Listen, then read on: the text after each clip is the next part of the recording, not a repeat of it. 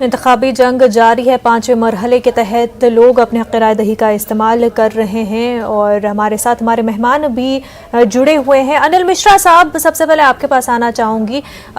ये कोशिश रहती ही है चुनाव में कि पोलराइज हो वोट्स, लेकिन ऐसे में लगातार जो है हमने देखा बीजेपी की रैलीज में, कैंपेनिंग में सपा पर निशाना साधा गया कि परिवारवाद चाहिए, क्या परिवारवाद को बढ़ावा देना चाहेंगे लोग। वहीं क्योंकि मुस्लिम दलित वोट भी यहाँ पर अच्छा खासा देखने को मिल रहा है, तो ये भी कहा गया कि सपा ऐसी पार्टी है जो मुसलमानों के नाम पे वोट तो बटोरती है, लेकिन जब मुसलमानों के मसले की बात आती है तब कहीं दिखाई नहीं देती। ट्रिपल तलाक का वजीर आजम ने हवाला दिया। अनिल मिश्रा जी।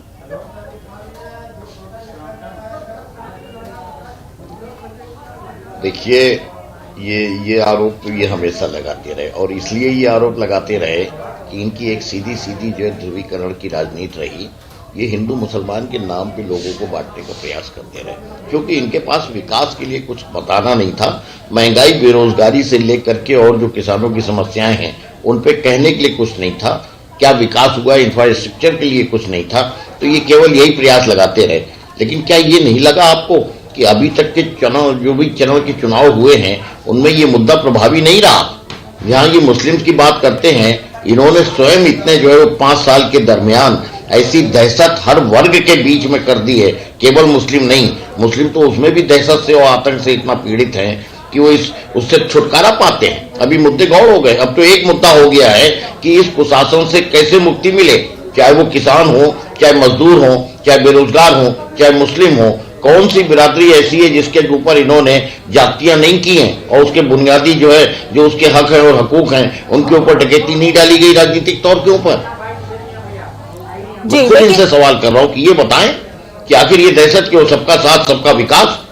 वही वज़ीर आज़म भी कहते हैं सबका सर्वनाश, सबका विनाश। जी अनिल मिश्रा जी, वज़ीर आज़म कहते हैं तो हम तो सबके लिए ही, सबका विश्वास, सबका साथ ही जो है बीजेपी काम कर रही है, उसी हिसाब से काम कर रही है। लेकिन अगर हम डेवलपमेंट के काम वो भी माने जाएंगे जब कोई मजहबी मकामात के हवाले से काम किया जाता है, कोई जो होली प्लेसेस होती हैं उनके हवाले से जब कोई काम किया जाता है, तो वो भी तो डेवलपमेंट का काम है। तो उस वक्त क्यों जो है लोग परेशान हो जाते हैं, उसको क्यों रिलीजियस लाइंस पर लेकर आते हैं कि हम मजहब के नाम पर सियासत कर रहे हैं।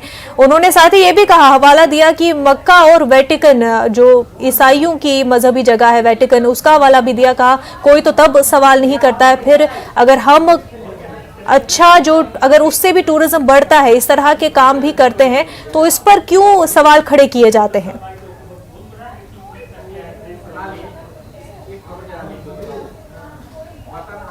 भाई फ्रेम हमारे माननीय वजीर आजम जो हैं वो बहुत देर में निष्कर्ष पर पहुंचते हैं, किसी भी आपके आते हैं। आपने देखा उसमें जो अपने किसानों के आंदोलन में साल भर के बाद निष्कर्ष पे आए थे, क्षमा मांग रहे थे।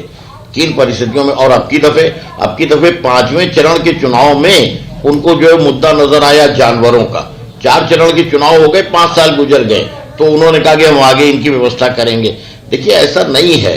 बात तो केवल इतनी है कि आपके विकास के काम में कौन रुकावट डाल रहा है, कौन रोड़े बन रहा है। सरकार आपकी है, मशीनरी आपकी है, आप करो ना काम। मुद्दे तो उछलते रहते और आते रहते, और अब तो स्वयं लोगों ने अपने मुद्दे बना लिए।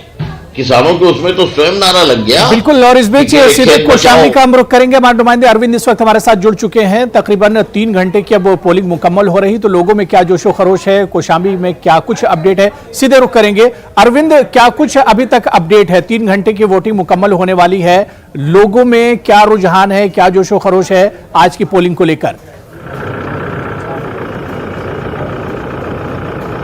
जी बता दूं कि कौशाम्बी 5वें चरण में सुबह 7 बजे से मतदान चालू हो गया था।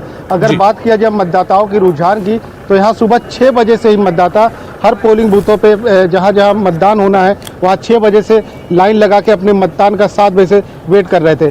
बात किया जाए अगर मतदाताओं की जागरूकता की और मतदान देने की, तो इस समय कौशाम्बी जिले में हर बूथ पे, हर जगह जहाँ जहाँ मतदान हो रहा है वहाँ पे बम्पर संख्या में ज़्यादा से ज़्यादा लोग घर से निकल के अपने मत का प्रयोग कर रहे हैं। हम बता दें कि कौशाम्बी की सिराथू विधानसभा में यहाँ पे डिप्टी सीएम केशव प्रसाद मौर्य और सपा गठबंधन से पल्लवी पटेल चुनाव लड़ रही हैं। दोनों में जोरदार टक्कर है और एक दूसरे को टक्कर दे रही है। अगर बात की जाए लड़ाई की तो इन्हीं दोनों लोग में ही लड़ाई है। जी बिल्कुल। अगर वोटिंग परसेंटेज की बात करें तो शुरुआती अरविंद 2 घंटों की जो वोटिंग परसेंटेज है वो क्या रही है, और क्या आपको लगता है कि जैसे जैसे दिन ऊपर चढ़ेगा तो वोटिंग परसेंटेज में भी आगे इजाफा होगा? जी बता दूं कि पहला जो रुझान आया है 9 बजे वो 11% से ऊपर आया है, और जैसे जिस तरह से रुझान ये बढ़ रहा है आने वाले समय में हो सकता है कि प्रतिशत इसका और ज़्यादा बढ़े। अन्य जिलों की अपेक्षा हो सकता है इस जिले में मतदाता अपने मत का प्रयोग ज़्यादा से ज़्यादा करें। जी नहीं, बिल्कुल। कौशाम्बी में अभी तक का जो वोटिंग परसेंटेज है और शुरुआती 2 घंटों के वोटिंग फीसद की अगर बात करें तो बहुत शानदार है। 11% से ज़्यादा पोलिंग शुरुआती 2 घंटों में यानी सुबह 9 बजे तक हुई है। अरविंद, कौशाम्बी की अगर क्योंकि ईस्टर्न यूपी से जुड़ता हुआ ये पूरा डिस्ट्रिक्ट है, यहाँ पर लोगों के इश्यूज क्या हैं, क्या मुद्दे हैं जिन्हें जहन में रखकर लोग आज वोट करने के लिए निकल रहे हैं?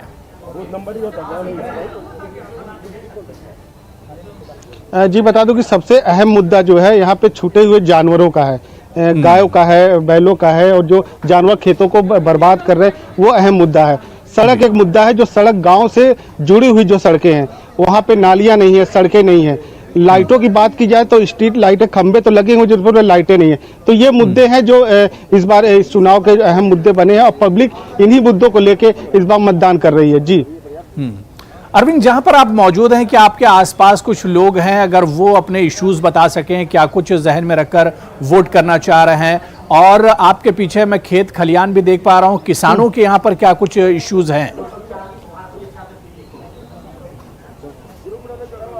जी अगर मैं बात करूं तो इस समय मेरे पास समाजवादी पार्टी की पल्लवी पटेल जो है हमारे साथ, मैं उनसे आइए बात करा देता हूं और आप उनसे जानिए कि जो है पूरा क्या है मामला।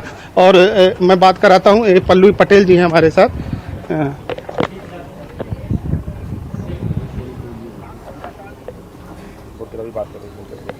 पल्लवी पटेल जी हैं इस समय हमारे साथ है, जो है समाजवादी पार्टी के गठबंधन से हैं, सिराथू विधानसभा से। आइए हम इनसे जानते हैं और पूछते हैं कि क्या किन मुद्दों को लेकर ये चुनाव लड़ रही हैं और कितना जोरदार असर है ये। बिल्कुल बिल्कुल अरविंद जी, आप बात कीजिए पल्लवी जी से। जी अभी इस समय व्यस्त हैं और हमारे साथ कुछ और लोग हैं, हम उनसे बात करते हैं किन मुद्दों को लेकर ये चुनाव लड़ रहे हैं। जी आपका नाम? कमलेश पटेल। जी आपका नाम? कमलेश पटेल। ये बताइए क्या अहम मुद्दा है इस बार यहाँ के? अहम मुद्दा है डिप्टी सीएम का चुनाव क्षेत्र है, उसके बावजूद वो लोक निर्माण विभाग के मंत्री रहे, लेकिन सबसे खराब पूरे उत्तर प्रदेश सड़कें हैं तो ये सिराथू में है। ठीक है, उसके अलावा शिक्षा, रोजगार, ठीक, ये हमारे मुद्दे हैं। जी इन्होंने बताया कि जैसे रोजगार है, ये शिक्षाएं हैं और तमाम तरीके के जो है इनके मुद्दे हैं, और कुछ भी लोग हैं हमारे साथ बात करते हैं। जी ये बताइए कि इस बार सिराथू विधानसभा में जो है बीजेपी से डिप्टी सीएम केशव मौर्य लड़ रहे हैं और पल्लवी पटेल पिछले 5 सालों पर इनसे काम पूछिए अरविंद, पिछले 5 सालों में कितना काम हुआ है, कितना बदलाव हुआ है? सिराथू जहां पर आप मौजूद हैं, कौशाम्बी की बात कीजिए कि पिछले 5 सालों में कितना काम हुआ है, कितना बदलाव आया है? ये बताइए पिछले 5 सालों में कितने विकास हुआ है? यहाँ पर मेरी समझ कोई विकास नहीं हुआ, केवल पेपर पर विकास हुआ है, मुंह से विकास किए हैं।